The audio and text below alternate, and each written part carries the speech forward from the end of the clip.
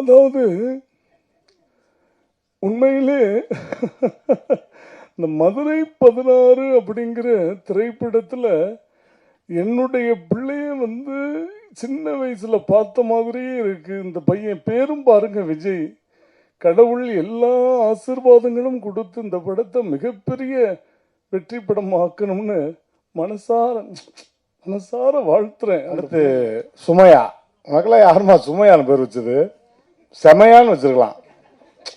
இதெல்லாம் நீங்க சுமையா இருப்பியா இருக்காது. ஆனால் எடுத்தவொன்னு இன்னைக்கு ஃபர்ஸ்ட் டைட்டில் இன்னும் போயிருக்கோம்.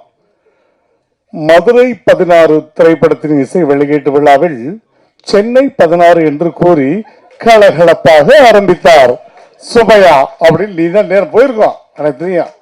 ஆமாம், அதனால் ரொம்ப வருஷமா அவங்களோட ஷோஸ்லாம் நிறைய பண்ணியிருக்கோம். அதனால் அவங்களுக்கும் ரொம்ப ரொம்ப நன்றி. அடுத்து ஜீன். என்னங்க மேடையில் ஏறு 50 பேர் ஹீரோ வரந்தா என்னங்க செய்யுது? ஒரு ஆள் ஹீரோ வரந்தா பரவாயில்ல. அங்கிட்டு பார்த்துங்க மியூசிக் தியேட்டர் பாருங்க, ஒரு வித்தார்த்த மாதிரி இருக்காரு. அங்கிட்ட கேமராமேனை பாருங்க, அவர் நம்ம இன்னொரு ஆர்டிஸ்ட் அவரை மாதிரி, அப்படி மலையாள ஆர்டிஸ்ட் மாதிரி அப்படியே இருக்காரு. அதே மாதிரி இங்கிட்டு ஒரு பரத், பின்னாடி ஒரு பரத்து. என்னங்க எடிட்டர் பாருங்க. எடிட்டரை பற்றி ஒரு விஷயம் சொல்லி ஆகணும். என்ன தெரியுங்களா?